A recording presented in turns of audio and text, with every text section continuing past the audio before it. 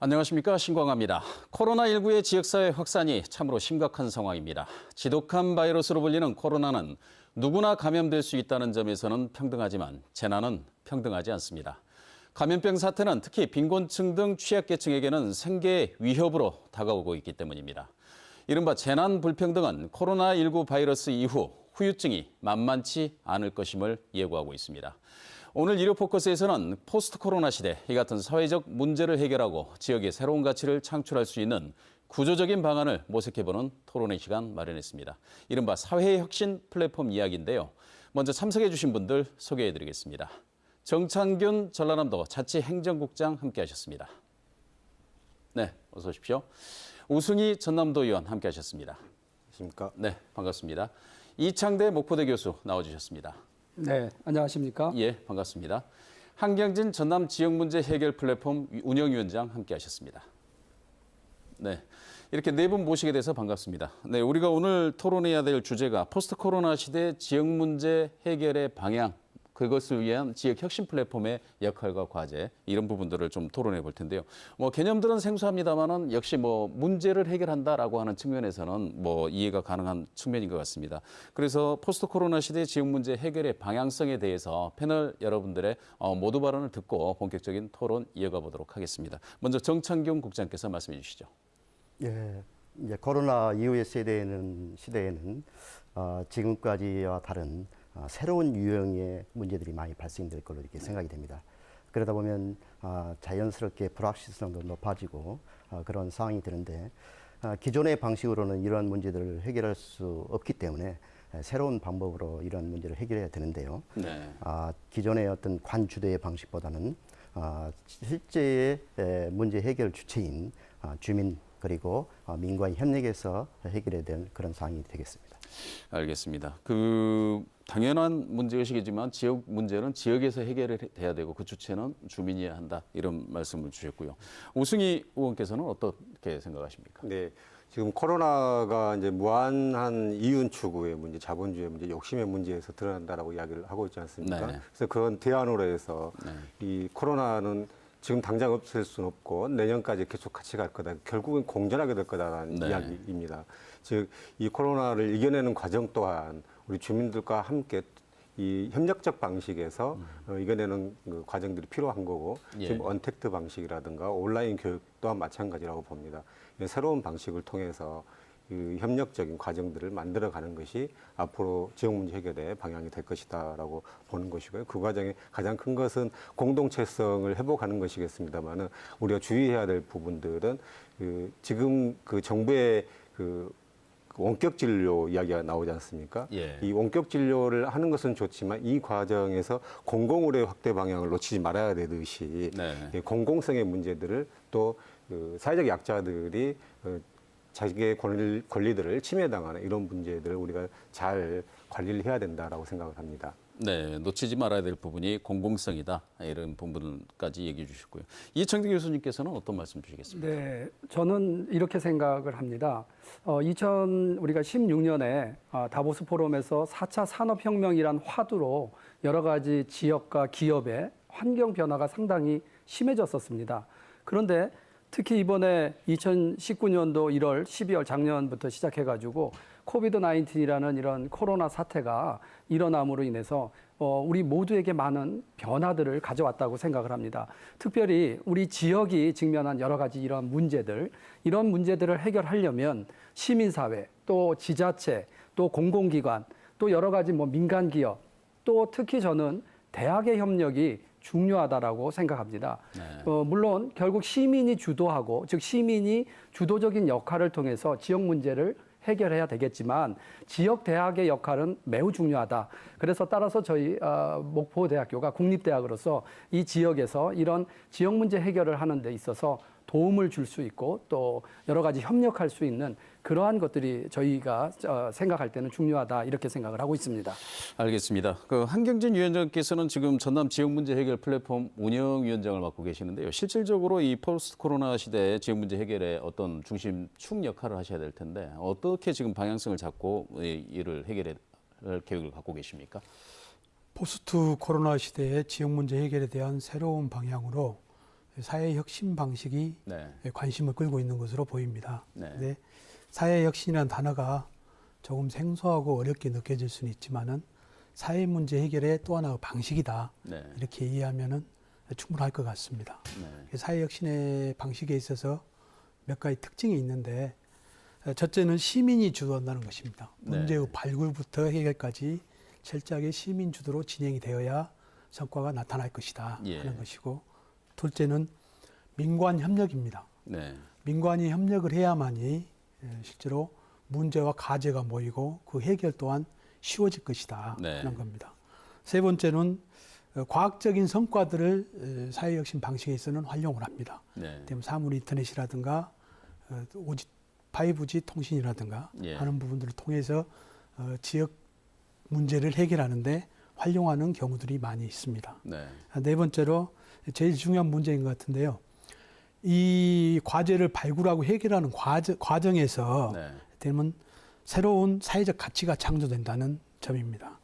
그런 점에서 어떤 거냐면은 사회 서비스가 제공되고 예. 또 사회 서비스 제공 과정에서 새로운 일자리가 창출되면서 네. 이 문제 해결을 지속 가능하게 하는 이런 방식이 사회 혁신 방식이라고 할 수 있겠습니다. 네, 알겠습니다. 지금 우리가 이제 총론적인 부분을 논의를 했다면 지금 전체적으로 봤을 때 이제 구체적으로 이제 하나씩 들여다볼 텐데요.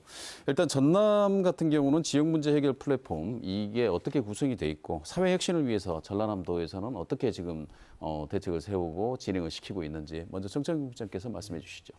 이 지역사회 혁신 플랫폼은 이제 우리 정부라든가 지자체 그리고 한전 등 이렇게 공공기관, 네. 그리고 시민사회단체, 또 기업 이렇게 각계각층이 망라해서 참여를 하게 되는데요. 네. 문제는 이런 그 지역에 있는 문제를 발견을 하고 이 주체들이 서로 협력해서 결국 해결해가는 그런 플랫폼입니다. 네. 그래서 행안부에서 2018년도에 대구하고 강원도를 시작으로 해서 작년도에는 광주, 대전 그리고 충북, 경남을 했고요.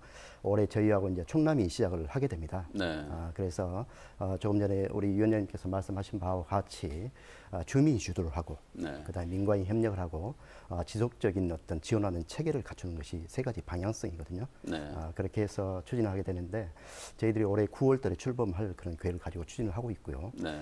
가장 대표적인 사례로 저희들이 작년에 청상어라고 해가지고 이어수에서 있었던 그렇습니다. 그 말씀하시죠. 이어수에서 한 청상어 프로젝트는 지역의 청년들과 상인들이 이렇게 함께 네. 지역의 원도심이 침투된 그런 그 지역을 문화예술 체험거리로 만들어서 네. 관광객들이 오고 또 청년들이 그곳에서 창업을 하고 그렇게 해서 원도심이 다시 활성화되는 그런 대표적인 사례라 할 수 있겠습니다. 예, 이게 그러면 지금까지 추진돼 왔던 도시재생이라든가 우리가 사회적 경제 차원에서 하는 마을 기업 협동조합 이런 부분과의 차이점은 구체적으로 어떤 부분에서 두고 계십니까? 이제 그 나타나는 결과는 이제 비슷하게 볼지는 모르겠지만 근본적인 차이점은 이제 그 지역민들 네. 해당 이해관계가 있는 지역민들이 주도를 하고 있다는 게 가장 큰 차이점으로 할 수 있겠고요. 네. 거기에 우리 관에서 간접적인 지원을 통해서 효과를 내는 그런 측면이 가장 큰 차이점으로 할 수 있겠습니다. 간접적인 지원을 한다라는 그렇습니다. 말이죠. 그렇습니다. 예산 지원은 직접적인 부분 아닌가요? 관 주도로 기존에 해왔던 방법과는 예. 다른 측면에서 간접적이라는 표현을 썼습니다. 아, 그렇군요. 그러면 예산도 지원하고 그다음에 행정력도 지원하고 하시는데 주도자가 주민이기 때문에 그렇습니다. 간접적으로 관에서는 지원만 할 뿐이다. 이런 표현이신 거죠? 그렇습니다. 알겠습니다. 지금 이 광역 기초 단위에서 이제 플랫폼들이 이렇게 만들어져 있고 실질적으로 이분들이 이제 역할을 해가면서 방금 그 정창국 국장께서 말씀하신 여수에서 이른바 시작 사례, 성공 사례가 하나씩 나올 때 이런 부분들이 좀 지금은 현재는 생소하더라도 그 개념들이 좀 잡힐 것 같은데요. 이 단위 플랫폼의 구성이 되고 그런 역할들을 할 수 있게 만들고 지속 가능하게 만들기 위해서는 이게 어떻게 보면은 법제화되고 최소한 조례화돼야 되지 않겠냐 하는 그런 생각이 듭니다. 플랫폼의 지속 가능성을 위해서 뭐 지원 조례 제정 방향이라든가 추진 방향, 향후 일정들을 어떻게 지금 갖고 계십니까? 도의에서 나오신 우승 의원님께서 말씀해 주시죠. 지금 전국에서 최초로 이렇게 사회혁신 지원 조례를 좀 준비를 하고 있습니다. 전국 최초입니까? 예, 그렇습니다. 물론 이제 우리 전남이 사회혁신 운동에 많이 좀 뒤처져 있긴 하고 올해 이제 시작을 하고 있긴 합니다만 네. 이거를 본격화시키고 주민 주도의 활동들을 지원한다는 취지에서 제도화를 하는 것이 맞다라고 이제 큰 틀에서 보고 있고요. 네. 이 광역 단위에서는 시군 단위에서 하고 있는 지역 혁신 운동을 지원하고 또 그 지원 내용들을 대해서 더 모범 사례들을 확산시키고 또 독려하는 또 진행되는 과정들을 점검해서 필요한 부분들은 교육하고 활동가들을 육성하는 이런 활동들을 하게 될 거고요. 필요하다면 직접적으로 도 전반을 다룰 수 있는 혁신 사례 운동이 있다라고 하면은 같이 진행을 할 예정입니다. 그리고 이제 기초 단위, 시군 단위에서는 주로 이제 마을 공동체 사업이라든가 도시 재생 사업들이 지금 진행이 되고 있는데요. 이런 내용들을 중심으로 해서 사업들이 일단은 진행이 될 거고 네. 그 외에 이제 주민들이 새롭게 마을 단위에서 의제를 만들어 가지고 이걸 어떻게 문제를 풀어갈 것인가 이제 지역 문제 해결 플랫폼이라고 이야기를 합니다만은 이런 의제들을 주민들이 만들어 가지고 오면 기초 단위에서 같이 운영해가고 또 도에서는 이걸 지원하고 이런 방식으로 플랫폼을 준비를 좀 하고 있고요. 네. 이제 조례에서는 이제 기본적으로 그 뭐 개념이라든가 이런 부분도 있겠습니다만 도에서는 어떻게 이걸 지원해 줄 것인가 그리고 행정적으로 재정적인 지원도 있을 테고 가장 큰 것은 주민들의 활동들 자발적인 예. 활동들을 어떻게 보장해 줄 것인가가 가장 큰 사안이고 이거를 공공기관 행정이 그리고 기업들이 어떻게 같이 협력 관계를 이끌어 줄 것인가에 대한 부분들을 조례에 지원할 수 있도록 좀 담으려고 생각을 하고 있고요. 네. 지금 이제 9월이 됩니다만은 10월 정도까지 해서 초안을 좀 만들어서 시군과 그리고 활동가들과 같이 토론회를 좀 거쳐서 좀 다듬어 가지고 가능하면 올해 안에 조례를 좀 제정할 수 있도록 그렇게 좀 준비를 하고 있습니다. 시기적으로 그렇게 늦는 건 아닌데 굉장히 촉박한 일정을 갖게 되겠네요. 일정상으로 좀 그렇습니다. 예. 코로나가 있어서 본격적으로 좀 많이 확산시키고 이야기가 돼야 되는데 이제 그렇게 하지 못했던 한계가 좀 있습니다. 그러면 광역 단위에서는 그런 조례 제정 추진 일정을 그대로 가져가는데 기초 단위에서도 이 그런 지원 조례들이 다 필요하리라고 보십니까? 어떻게 해야 된다고 보십니까? 앞으로 이런 주민들의 문제는 그 지역마다 다 사안이 다르기 때문에 네. 그 기초 단위에서 그 문제를 해결하기 위한 방법들, 방식들이 새롭게 만들어지게 되고 관계 또한 새롭게 되기 때문에 시군 단위에서도 조례가 필요하고 그래서 또 지원도 할 수 있는 근거가 마련될 필요가 있다고 봅니다. 알겠습니다. 이 조례 부분은 조금 이따 다시 한번 토론해 보기로 하고요. 지금 전남 지역에서 지역 문제 해결 플랫폼이 일단은 구축은 됐습니다. 그래가지고 이제 나주에 지금 그 사무실을 두고 활동을 하고 계시는데요. 지금 그 추진위원회를 구성하고 출범식 일정을 지금 어떻게 계획을 하고 계십니까? 출범식은 9월 24일로 예정을 하고 있습니다. 예. 근데 현재 코로나 사태로 인해서 두 가지 플랜을 준비를 하고 있는데 네. 오프라인 예. 모여서 하는 부분과 온라인 대면이 없는 출범식을 두 개를 준비를 하고 있습니다. 실제로 굉장히 어려움들이 네. 있습니다만은 시기를 더 늦출 수가 없어서 아무튼 9월 24일 날 예. 출범을 하려고 생각하고 있습니다. 지금 현재 추진위원회는 몇 명으로 구성되어 있고요. 거기에는 어떤 인사들이 참여하고 있습니까? 지금 전남 지역문제 해결 플랫폼은 네. 시민 주도 민관 협업 예. 문제 해결이라는 세 가지 역할을 주제로 시군 및 도, 그다음에 전라남도 교육청 등 지방자치단체와 혁신도시 공공기관, 예. 그리고 전남도 출연기관, 예. 일반기업, 시민사회단체 등 140여 개 기관이 현재 참여 예정을 하고 있습니다. 140여 개 예, 기관이. 예. 기관 단체가 참여를 예정하고 있습니다. 예. 그다음에 추진위원회는 참여 기관 및 단체 대표로 구성을 하고요. 그다음에 김용록 전남도지사님을 비롯한 5분의 공동대표, 그다음에 운영위원들 해서 구성이 되어 있습니다. 네. 전남 문제해결 플랫폼은 말 그대로 해결할 의제와 자원들이 모여 서로 매칭하여 새로운 가치를 만들어가는 공간으로 생각을 하고 있습니다. 단순한 민원이 아니라 네. 좀 더 시민들이 느끼는 의제들을 구조적이고 지속 가능한 방법으로 해결해 나가는 것을 목표로 하고 있습니다. 그래서 이 과정에서 새로운 가치와 방식 그리고 또는 조직과 일자리 등이 만들어지는 것을 최고의 목표로 설정을 하고 있습니다.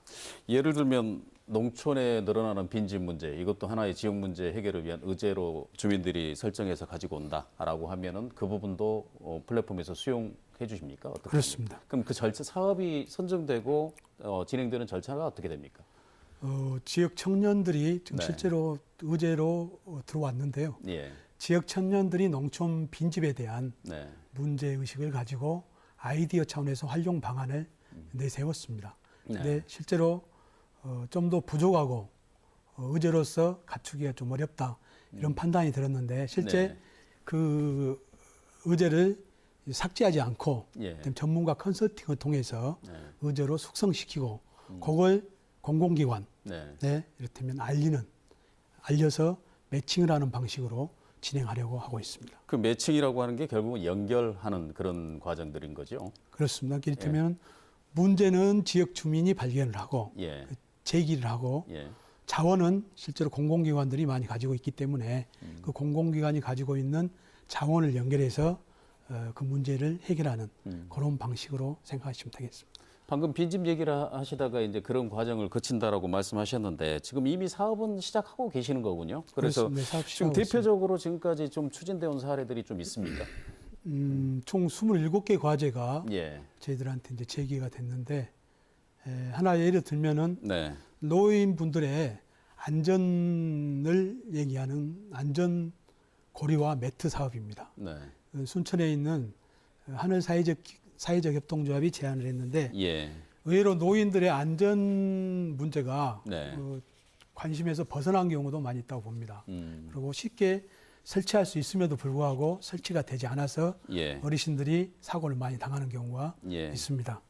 하나에 한 20만 원 정도 하는데 이걸 해늘 사회적 협동조합이 저희들한테 제안을 해서 저희가 공공기관에 이렇게 알렸습니다. 예, 다행히 전남개발공사가 적극적으로 참여를 해서 비용 문제와 이걸 해결하겠다 같이 그리고 예. 설치도 직원들의 자원봉사로 해결하겠다 하고 순천시도 우리도 참여하겠다 해서 올해는 순천시에서 한 50여 개 정도가 설치될 예정입니다. 50개 정도. 50개 정도가 네. 설치될 예정인데 저희들 생각하기에 이런 방식들이 확대되고 그다음에 전남 각 시군으로 이 안전 손잡이 또는 노인들 안전 매트가 확산되리라고 생각을 하고 있습니다. 알겠습니다. 정창용 국장님, 지금 보면은 지금 한경진 위원장께서 말씀하신 이런 사례들, 그 우리가 지금 흔히 생각하고 그냥 지나고 굉장히 이건 불편하네 정도라고 생각했던 그런 문제들을 사회적 가치로 인식을 하고 주민들이 주체가 되고 정부에 요구를 하고 그거를 개선하려고 하는 이게 이제 그 지역 문제 해결을 위한 하나의 방침인데 전남도 사례에서 좀 본다고 하면 지금 이 코로나19 사태가 지금 계속 지속되고 있는 그런 상황입니다만은 이 와중에도 이런 사례들이 좀 있었습니까? 어떻습니까? 이제 조금 전에 이제 위원장님도 말씀하셨고 네. 제가 이제 예를 들었습니다만은 이제 기존에 저희들이 이제 하고 있던 여러 가지 이제 그 도내 어떤 사회혁신 사업이라든가 네. 이러한 부분들이 이제 이 플랫폼이 이제 가동이 되면 예. 실제로 이제 재원이라든가 또 여러 가지 인적 자원 등을 포함해서 지원하는 부분들이 다양하게 이제 제공될 수 있기 때문에 예. 그러한 문제들이 보다 더 체계적이고 또 확고하게 지원됨으로써 이 부분이 탄탄하게 자리를 잡을 수 있지 않을까 이렇게 생각이 됩니다. 근데 실제로 보면은 우리가 지역 혁신 사업들을 얘기하지만 사회 혁신이라고 하는 관점에서 보면 전라남도에서도 꼭 그 지역 문제 해결 플랫폼이 아니더라도 계속 이런 유의 사업들을 해오고 있지 않습니까? 그렇습니다. 그동안 저희들이 이제 올해부터 이제 저희들이 이제 행안부 공모사업에 이렇게 선정이 돼서 추진을 하게 됩니다만은 저희들은 그 전부터 이러한 다양한 사업들을 추진을 해왔고 네. 그러한 사업들의 좋은 부분들에 대해서는 시군하고 서로 이렇게 이제 같이 홍보하고 같이 이렇게 했었는데 예. 이제 이런 사회혁신 플랫폼이 자리를 잡고 확고하게 이렇게 틀을 갖추게 되면 그러한 사업들을 포함해서 추가적으로 아주 조그만 사업들도 효과가 있는 사업들은 저희들이 전 시군에 또 우리 도민들에게 혜택이 갈 수 있도록 그렇게 추진할 계획입니다. 예. 그럼 그런 사업들도 이 지역혁신 플랫폼과는 무관하게 공모과제 형태로 해가지고 계속 수집을 하시고 해결해 나가시기 위해서 노력을 하시겠군요. 그렇습니다. 네, 알겠습니다. 지금 도에서 하고 있는 이런 부분들이 우승 의원님, 이 보면은 이제 사회 혁신을 위한 전반적인 과정에서 이렇게 보면은 이른바 이 시민 사회에서 봤을 때 혁신이라고 하는 주제는 굉장히 가슴을 뛰게 하는 그런 주제임에는 분명합니다만은 방법론을 모르고 있는 그런 부분들이 굉장히 많지 않습니까? 또 어떻게 보면 지역혁신 플랫폼이라든가 지역혁신 이 사업을 옥상 오기다라고 평가를 하시는 분들도 분명히 계시고요. 어떤 방식으로 우리가 접근해 나가는 게 맞다고 보십니까? 잘 말씀을 주셨는데요. 네. 처음에는 다들 생소해 한 겁니다. 네. 개념 자체가 새로운 것이니까요. 네. 근데 본질에 들어가면은 이거는 분명하게 그 민주주의의 심화입니다. 네. 주민들이 중심이 돼서 연결 가능한 모든 자원들을 활용을 해가지고 그 문제를 해결하는 거거든요. 예. 그러면 그동안 우리가 지방자치를 해왔습니다만 실제 지방자치가 시장 군수를 중심으로 한 또는 의회에 있는 의원들을 중심으로 해서 한 30년 정도 지금 예. 왔는데 그 과정에 그러면 주민들이 실제로 주인이 됐었는가에 대한 부분들은 우리가 늘 고민되고 또 자책하고 또 새로운 방식들을 찾아내려고 했던 거죠. 네. 이게 저는 이번 사회혁신이 오히려 주민들이 중심이 된 주민자치의 심화, 민주주의의 심화다라고 보는 거고요. 원래 민주주의의 과정 자체가 주민들을 중심에 놓고 생각하고 그 사람들이 주인이 되는 과정이기 때문에 저는 이 사회혁신의 내용들이 결국은 참여민주주의의 하나의 형태다라고 보는 겁니다. 그래서 주민들이 그동안 못했던 것을 이제 제대로 한번 해보자 이렇게 생각을 하시면 될 것 같습니다. 예, 어떻게 보면 이제 조금 전에 말씀하셨던 공동체 회복이라고 하는 헌법적 가치를 실현하는 방법일 수도 있겠고요. 저희가 지금 이야기를 하는 과정에서 지금 보면은 청년이라고 하는 키워드, 여수 사례에서 봤을 때는 청상어라고 하는 그런 부분, 상인과의 관계 이런 부분들이 있는데 결국은 주력이 집중해서 본다고 하면 이 사업을 추진하는 과정에서 어떻게 보면은 청년들의 일자리, 청년들의 역할 그리고 코로나19 이후에 이 청년들이 어떤 지향점을 가지고 일을 해야 되느냐 이런 부분들에 대한 시사점도 주는 것 같습니다.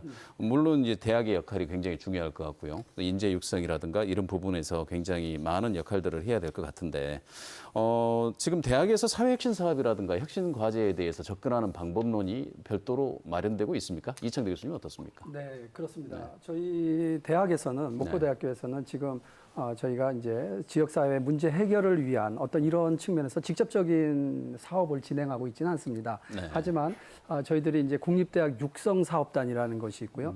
링크 플러스 사업단이라는 것이 있습니다. 네. 이렇게 뭐 육성 사업단 또는 링크 플러스 사업단에서 이 사회적 배려 대상 또 특히 이 지역에 있는 지역 주민이 우리 같이 상생할 수 있는 프로그램 또 지역 생활의 문화 수준을 조금 올릴 수 있는 이런 사업들을 대학이 재원을 통해서 정부의 재원을 통해 가지고 그 지원을 하고 있습니다. 특히 좀 많이 이렇게 좀 관심 있고 또 잘 되었다라고 생각되는 한 사례가 네. 지역 주민과 함께하는 이런 문화 축제 같은 경우도 있습니다. 네. 그래서 물론 이것이 직접적으로 지역 문제를 해결하는 것은 아니었지만 네. 지역 주민과 함께 문화 축제를 통해서 주민들과 소통을 통해서 주민들이 정말 어떤 문제가 있는지 또 어려운 점이 무엇인지를 좀 찾아낼 수 있는 소통의 장이 되었다는 데 있어서 굉장히 중요한 역할을 했다라고 생각이 드는데요. 그 굉장히 대표적인 예가 우리 목포의 문화 이제 야행이라고 해서 소위 말하는 네. 목포야 놀자 이 예. 프로그램을 진행했었습니다.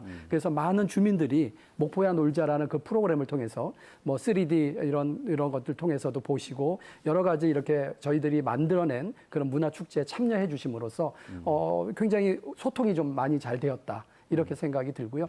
특히 또 저희가 링크 플러스 사업단이라는 것을 통해서 네. 지역 협력, 또 지역 또 네트워크 사업이라든지 이런 것들을 통해서 저희들이 지역 문제 해결을 위한 직접적인 연결, 직접적인 문제 해결을 하고 있지는 않지만 저희들이 집단지성을 좀 이용해서 지역에서 일어나는 이런 문제들을 예. 기술적인 문제 또는 여러 가지 교육적인 것 등등 해서 아까 청년 말씀하신 것처럼 어떻게 하면은 우리 이 청년 이 지역에서 필요로 하는 일자리 창출과도 연결되는 그런 측면에서 인재 육성이라는 측면에서 저희가 교육적인 측면에서 좀 진행을 하고 있습니다. 하지만 지난 저희가 1학기 동안 비대면 수업, 즉 코로나 19으로 인해 가지고 코비드 19으로 인해 가지고 전부 다 비대면 수업을 진행을 했었습니다. 그래서 이제 여러 교수님들께서도 피로도도 있고 학생들도 굉장히 많은 어려운 점들을 겪고 있죠. 하지만 올해도 지금 2학기가 이제 8월 30일에 이제 지금 개강을 시작해서 하고 있는데 마찬가지로 또 비대면을 지금 하고 있습니다. 네. 네, 그래서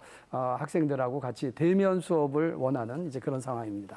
지금 그 목포야 놀자라든가 목포 야행에 그렇게 참여했던 학생들이 어떻게 보면 문화기획자 그리고 이게 그렇습니다. 행사 전문가 이런 방식의 이 활동을 통해서 이런 부분들도 충분히 했을 텐데 그게 어떻게 보면은 이 목포 원도심을 살리는 이런 하나의 획기적인 계기도 그렇습니다. 만들어내는 그 과정에서 지역의 학생들이 참여하면서 일자리가 만들어져야 되는데 이게 보면 이 전체적으로 그 안정된 일자리라든가 양질의 일자리로 보기는 좀 어려운 것 같습니다. 지금 대학에서는 이런 부분들을 학생들의 어떻게 보면은 좋게 말하면 실습 기간이고 나쁘게 말하면 이제 새로운 영역에 도전은 했으나 이게 양질의 일자리라든가 창업으로 전환이 되지 못한 이런 사례들이 벌어질 텐데 이게 지금 지역혁신 플랫폼 사업하고 연관이 된다라고 하면 어떤 부분으로 해결 방안을 제시할 수 있을까요? 네, 그렇습니다. 그 말씀하신 거에서 첫 술에 배부를 순 없다라고 생각이 들어요. 네.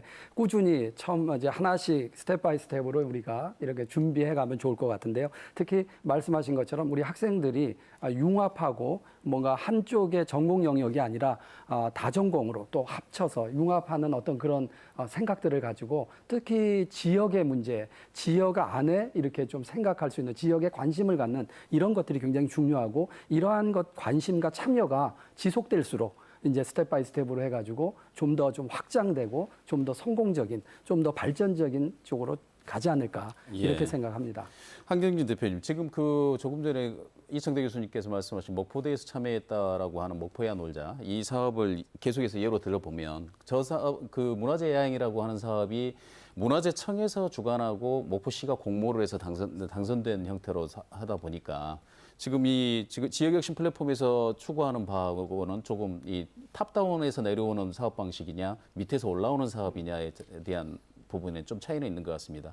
마찬가지로 지속 가능성에 대한 부분이 바로 그 예산이라든가 이 투입되는 자원이 이 정부 주도의 사업이냐 민간 주도의 사업이냐에 따라서 지속 가능성에 또 차이가 있는 것 같고요.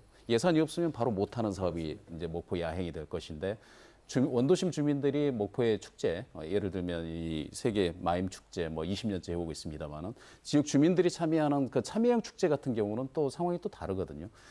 구체적으로 지역 문제 해결 플랫폼이 지향하는 부분을 좀 구체적인 사례를 들어서 다시 한번 설명해 주신다면 이런 부분들을 육성하기 위해서 지역혁신 플랫폼은 어떤 역할을 하실 계획이십니까? 그 모두에 말씀드렸듯이 네. 지역 문제 해결 과정에서 네.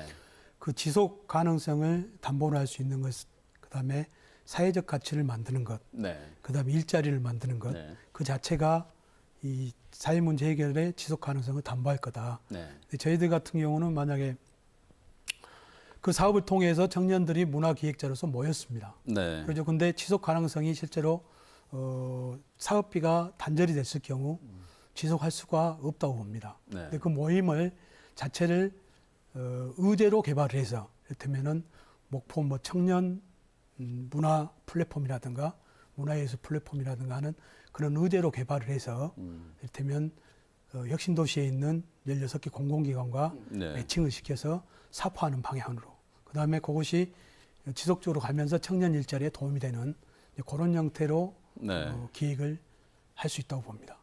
지금 그러면은 방금 말씀하신 것 중에 이제 기업들이 참여를 유도를 한다라고 이렇게 말씀을 해주셨는데 네. 기업들의 의지는 어느 정도나 있는 것 같습니까? 이런 문제에 개입하는 부분에서. 혁신도시 공공기관을 살펴봤을 때 네. 현재는 아주 야하다고 봅니다. 네. 이를테면은 지역에 내려와서 지역 주민들로부터 상당히 시달린 것 같습니다. 이를테면은 시달린다는 표현을 행사 좀 지원이라든가 네, 구체적으로 그런 하시면 부분에 너무 구체적으로 하지 않으셔도 된다는 말씀입니다. 네. 그런 부분에서 상당히 좀 시달려서 예. 일정 정도 뭐 거부 반응까지는 아닌데 네. 굉장히 염려를 많이 하고 있는 것 같습니다. 저희 일종의 좀 야하다고 보시면 돼요. 이제 협력 그 의지 자체가 좀 야하는데 저희들이 생각했을 때는 돈이 문제가 아니다. 네. 그 기업이 갖고 있는 능력, 네. 인력이라든가 프로그램이라든가 그런 것들을 통해서 지역사회와 협력하면은 충분히 성과를 나타낼 것이다. 예. 이런 부분을 설득하고 있습니다. 그래서 현재 저희들이 이제 우리 발굴된 의제를 네. 일일이 다 보내드렸는데 한 7개 기관 정도가 참여를 했습니다. 참여를 할 계획으로 있습니다. 지금. 예. 정창균 국장님, 지금 현재 그 기업들 얘기를 하면서 우리가 잠깐 이렇게 그 지역에서 뭐 기업들의 태도를 좀 읽을 수 있었습니다만은 기업의 사회적 책임이라고 하는 CSR 부분이라고 하는 것이 세금이라든가 정부에서도 적극 장려하는 이런 부분인데 이게 어떻게 보면 제도화돼 있지 않고 하다 보니까 중구난방으로 추진되다 보니까 기업은 기업대로 피곤하고 지역 문제를 해결하려고 하는 지역 주민들의 입장에서는 답답한 이런 거를 호소하는 것 같습니다. 전라남도에서는 이 부분을 풀어주기 위해서 어떤 좀 준비나 노력을 하고 계십니까?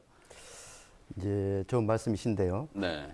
결국 이제 지역 문제 의제를 발굴하고 네. 그리고 그걸 해결하기 위해서는 중요한 부분이 이제 전문가나 재원, 네. 그리고 또 그런 어떤 많은 경험들이 중요한데 지금 현재 우리 지역 문제 플랫폼 같은 경우에는 이제 출발하고 있는 그런 시점이다 보니까 그런 부분에 대해서는 아직 경험이라든가 이런 축적되지 못한 부분들이 있습니다. 그러나 본래 우리가 하려고 했던 그런 기본 취지를 봤을 때에 네. 그런 지역민들이 참여를 하고 그다음에 관련 기관이라든가 기업이라든가 이런 부분에서 지원하는 과정에서 그러한 어떤 모든 부분들이 의존하지 않냐고 또 지역민들이 또 스스로 해결해야겠다는 그런 부분들이 함께 그런 부분들이 쌓여가지 않을까 저는 그렇게 생각이 듭니다. 그렇게 되면은 지원하는 부분에서도 부담이 줄어들고 또 지역민들도 스스로 해야 되겠다는 그런 부분들이 쌓여지면은 그러한 조금 전에 이야기했던 재원 부분이라든가 여러 가지 부분들도 같이 해결될 수 있지 않을까 그렇게 생각이 듭니다.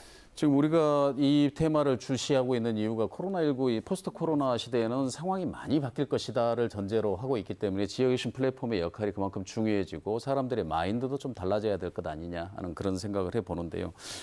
우승 의원께서는 지금 이 코로나19 이후에 지금 현재 사업들의 진행 방식들 있지 않습니까? 지역 혁신 플랫폼이라든가 아니면 사회 혁신을 하는 이런 부분들이 어떤 방향성을 또 아까 모두 발언하고는 좀 차이가 있는 부분인데요. 지향점을 가져야 된다고 보십니까? 지향점이라고 했었을 때는 결국은 이제 주민 주도라고 저는 생각을 합니다. 주민 주도. 예, 네. 그 주민 주도가 무조건 주민이 하는 것은 다 맞다라기보다는 네. 그 역량을 충분히 가지고서 내 문제는 내가 스스로 해결한다라는 건데요. 지금 상황을 좀 보면은요. 예를 들면 전통시장에 계신 분들도 지금 네이버에 우리 동네 시장이라고 해가지고 다 예. 거기서 실제 판매를 하고 계십니다. 네. 또 동네에 있는 반찬가게 계신 분들도 온라인으로 해서 판매를 하시게 되고 우리 동네뿐만 아니라 전국으로 이렇게 지금 판매를 하는 이런 과정들이 이번 코로나를 통해서 지금 새롭게 계속 지금 대두가 되고 있거든요. 예. 예를 들면 또 하나는 이제 결혼식이나 네. 전문 문화도 지금 많이 바뀌었죠. 예. 예전에는 연예인들이 두 명 결혼할 때 그냥 멋진 어디 들판에 가서 이렇게 결혼하는 이 사진을 저희 동경을 했지만 이제는 그렇게 가게 된다는 것이죠. 예. 모든 사람들이 그런 내가 원하는 일들을 하게 되는 건데 그런 지향성들을 저는 앞으로는 주민들이 그동안에 그러니까 누가 나한테 원해서 예를 들면 대학의 경우에 부모가 원해서 가는 이런 방식에서 라이크 시대로 바뀐다는 겁니다. 내가 좋아하는 것을 하는 과정 그리고 내가 좋아하는 것을 또 같이 좋아하는 사람들끼리 네트워크를 하고 이런 문제들을 해결해가는 과정으로 이렇게 앞으로 바뀐다. 이런 지향성이 되지 않을까 좀 싶습니다. 그런 의미에서 주민들이 요구하는 게 반드시 옳지만은 않다라고 하는 것이 더 피부에 와닿는 것 같습니다. 절실함이 있을 거죠. 네. 대신 방식에 있어서는 다양한 방식을 채택을 해야 되는 것이죠. 일단 본인이 좋아하는 거니까 본인이 일단 출발을 해야 되고 거기에 대한 지향점이 다른 사람들의 공감을 얻어야 되고요. 이런 부분들에 계속 사회적인 상호작용이 있어지면서 점점 그게 사회 운동으로 변화할 수 있는 우리가 흔히 온라인이 최초의 인터넷이 출범했을 때 아마 이런 사회가 곧 도래할 것이다 했는데 코로나19가 그걸 만들어 버렸습니다. 온라인 시대를 더 빨리 만들어 버린 것 같습니다. 우리가 지금 토론해야 될 주제들이 상당히 많은데 벌써 준비한 시간들이 다 끝나버려가지고요. 마지막으로 이제 패널 여러분들께 맺은말 형태로 해서 포스트 코로나 시대 지역 문제 해결을 위한 패널들의 제언이 있다면 한마디씩 듣고 토론 마무리해 보도록 하겠습니다. 먼저 이창대 교수님 말씀해 주시죠. 네.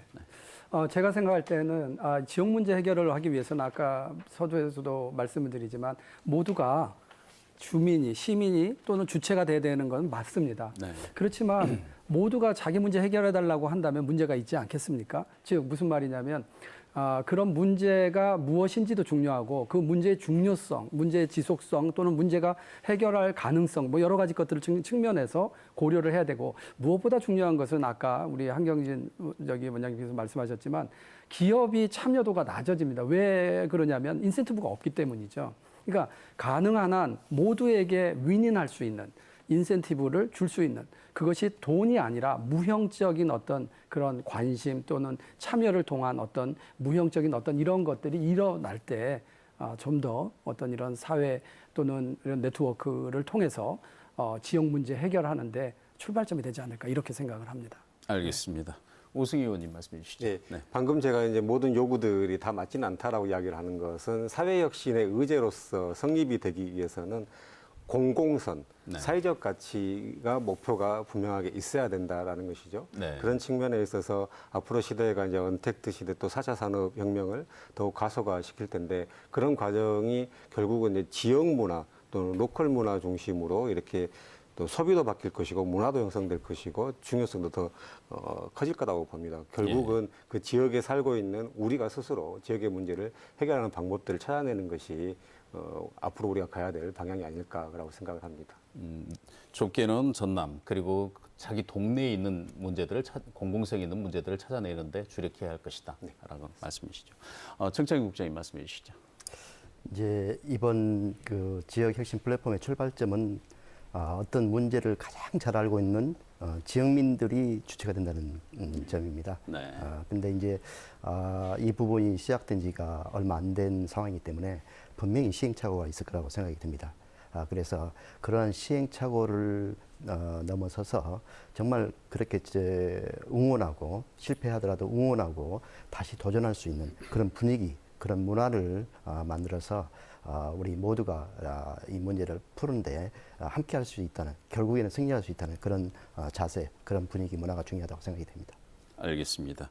마지막으로 한경진 위원장께서 말씀해 주시죠. 네, 포스트 코로나 시대의 지역 문제 해결을 위해서는 다양한 분야에서 과제를 개발하고 그걸 해결하는 네.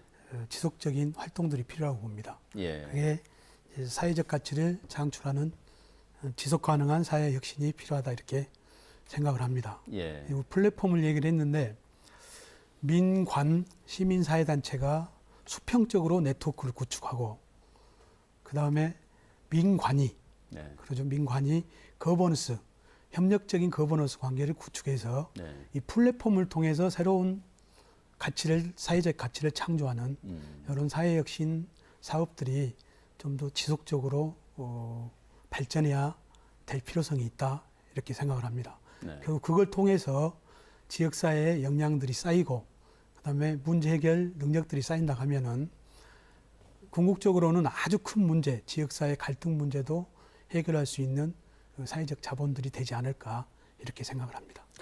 알겠습니다. 네 분 이렇게 나와주셔서 감사드립니다. 네, 포스트 코로나 시대 지역 혁신에 대한 구조적 해법을 모색하는 토론 어떻게 보셨습니까? 지역 혁신이라는 주제로 정부와 지자체에서는 상당한 예산을 지원하면서 대학과 기업, 정부의 협의체를 구성하고 지역사회 문제를 해결하는 방안을 모색하고 있습니다. 가장 중요한 것은 주민이 주도하고 민관은 협력하는 것입니다. 여기에 주민 스스로 문제를 인식하고 발견하며 해결 방안을 모색하는 것이 바로 성공의 관건입니다. 지역혁신 플랫폼, 전남에서도 출범하는 것을 축하드리고 지역사회 문제 해결을 추진하는 것에 끊임없는 관심을 요청드리면서 오늘 일요 포커스 여기서 모두 마치겠습니다. 시청해주신 여러분 고맙습니다.